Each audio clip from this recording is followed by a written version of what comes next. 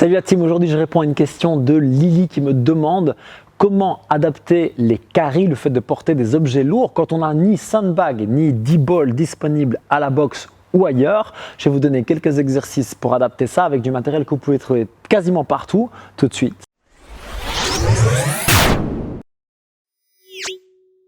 Guys, je suis hyper content de vous retrouver pour les vidéos. D'ailleurs, c'est pour ça que je voulais répondre directement à la question de Lily. Si vous n'avez pas encore vu la vidéo de mon retour sur YouTube, vous pouvez aller la voir dans le lien qui est juste dans la description. C'est probablement la vidéo la plus personnelle que j'ai faite sur cette chaîne avec le podcast de Nouvelle Année que j'avais fait avec Max. Si vous voulez en savoir plus sur mon vécu et l'évolution de cette chaîne, c'est vraiment l'occasion d'aller partager ça avec moi et du coup, vous pourrez aussi me poser vos questions là-bas et je tâcherai de répondre à un maximum d'entre vous. Alors, porter des objets lourds, c'est pas que, mais c'est une des choses qui a vraiment sauvé mon dos et qui me permet maintenant de m'entraîner énormément en termes de volume et de fréquence sans avoir mal au dos. Et franchement, de me sentir plus fort, plus stable, plus endurant. Bref, c'est vraiment quelque chose que je souhaite que vous fassiez très régulièrement, que vous ayez des problèmes de dos ou pas d'ailleurs, parce que si vous n'en avez pas encore, c'est le moyen de les éviter.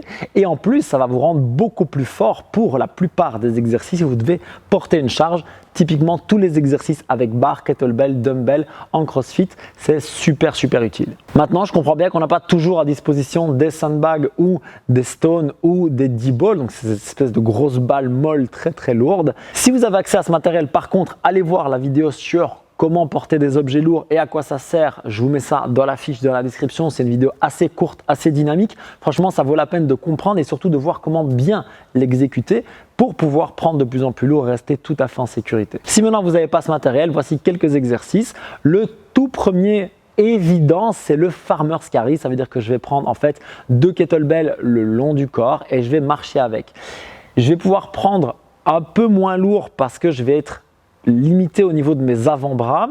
Au niveau de la technique, je vous donne quand même un petit truc qui va vous aider. Ça va être de mettre le kettlebell dans la main, pas dans les doigts. Donc, vous voulez vraiment avoir l'anse comme ça dans la main, avoir le poignet légèrement en flexion. Ça va renforcer votre grip très fort et vous allez aussi pouvoir beaucoup plus activer les pecs, les abdos et du coup être beaucoup plus stable et avoir de meilleurs résultats dans cet exercice. Considérez d'ores et déjà que pour le farmer's carry et tous les prochains exercices, c'est à peu près pareil. Ça veut dire que vous allez commencer avec des séries assez courtes, 20 à 30 secondes, en faire 4 ou 5 et au fur et à mesure, monter d'abord les secondes ou les mètres si vous voulez vous mettre une distance et ensuite monter les charges. Donc quand vous pouvez déplacer une charge pendant 60 secondes en confort, montez de charge et repartez sur des séquences de plus ou moins 30 secondes et c'est comme ça au fur et à mesure que vous allez arriver à prendre de plus en plus lourd tout en restant safe et en devenant de plus en plus fort. Alors toujours avec les kettlebells, mon exercice favori pour remplacer le carry avec un sandbag ou un D-ball quand on n'en a pas,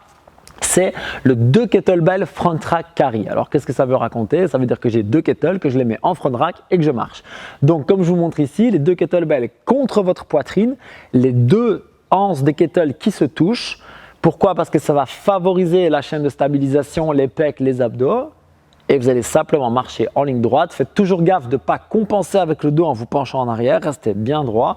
Vous voulez idéalement avoir les épaules parfaitement au-dessus des hanches. Toujours inspirez par le nez, soufflez par la bouche et soufflez dans les abdominaux pour être super fort. Franchement, c'est très puissant comme exercice pour les abdos. Petite variante de cet exercice qui pour moi sollicite encore un petit peu plus les pecs mais surtout les abdos. Par contre, vous prenez moins lourd. Donc, il faut aussi voir peut-être pour ajuster l'un et l'autre dans l'entraînement. C'est la même chose mais avec 2 dumbbells. Attention, qui ne vous touchent pas, qui se touchent l'un et l'autre comme je vous montre là mais qui ne touchent pas votre poitrine. Et franchement, sur les abdos, c'est un truc de ouf. Si vous voulez faire des squats dans cette position, vous verrez, le gainage, c'est juste dingue. Je profite de cette vidéo pour vous montrer aussi un autre exercice. Ça va être de marcher avec un dumbbell contre le ventre. Alors, c'est pas un objet lourd, c'est pas un carry lourd, mais ça va favoriser l'activation de la chaîne de stabilisation, ce qu'on peut appeler la torsion interne. L'idée, c'est vraiment d'aller rechercher cette activation du transverse et des obliques. Vous allez écraser la charge contre votre ventre et vous allez pousser avec votre ventre contre la charge. Très important, elle doit être en dessous du nombril. Je ferai une vidéo sur cet exercice complet pour vraiment expliquer les intérêts, les implications, etc. Mais sachez déjà que ça, vous pouvez le faire en début de séance avant de prendre lourd. Pourquoi? Parce que ça va bien activer vos abdos et donc ça va vous permettre de prendre plus lourd en sécurité. Et c'est ça aussi l'objectif pour pouvoir prendre plus lourd, pour pouvoir être plus fort. Bref, vous y gagnez dans tous les sens. Alors une variante que j'ai quand même essayé pour les bienfaits de la vidéo, qui est moyen. Ça veut dire qu'elle est pas mal parce qu'on peut prendre lourd, mais elle n'est pas très confortable. Moi, j'ai des très grands bras, ça m'aide, mais je pense que si vous avez des petits bras, c'est pas top. C'est avec des plates en fait. Ça va être de prendre des plates contre le ventre. Maintenant, pour aller aussi lourd qu'avec le sandbag ou la D-ball, c'est quand même un peu chaud. Voilà, je sais pas, essayez, voyez si vous aimez bien ou pas, mais en tout cas, c'est pas dans mes favoris. Je voulais quand même vous en parler pour vous dire que ça existe et à vous de voir maintenant, vous faire votre propre opinion. Alors, celui-ci, c'est celui sur lequel vous pouvez vraiment prendre lourd.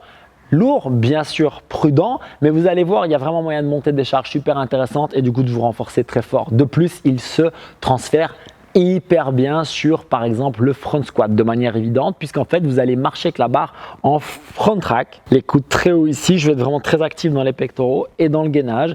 Pareil, les épaules bien au-dessus des hanches, les abdos fixés et je vais simplement me déplacer avec cette barre. L'avantage, c'est que je vais pouvoir aller chercher des charges vraiment lourdes tout en restant en sécurité et que si je sens que ça ne va pas, pouf, je laisse tomber la barre devant et tout va bien. Ça, en plus, vous y avez accès, que vous soyez dans une salle de fitness, que vous soyez dans une box, que vous soyez même probablement chez vous si vous avez un gym. En général, la barre et les poids, c'est ce qu'on a quasiment en premier. Donc, je pense que vous pouvez le faire très régulièrement. Et il y a moyen aussi vraiment d'aller se challenger, comme je vous le disais, sur 20, 30 secondes jusqu'à 60 secondes. Vous verrez, les abdos, c'est vraiment très lourd ce qu'on peut faire avec ça. Et alors le dernier que par contre j'adore absolument, c'est un peu le principe du farmer's carry, sauf que on va le faire que d'un côté, on appelle ça suitcase carry, comme si vous portiez un bagage. Franchement, pour les abdos, c'est énorme. Attention, il y a moyen de très bien l'exécuter comme très mal. Regardez ici, si je me penche complètement d'un côté, d'une part, du coup mes abdos bossent beaucoup moins, d'une autre, mon dos est plutôt en danger.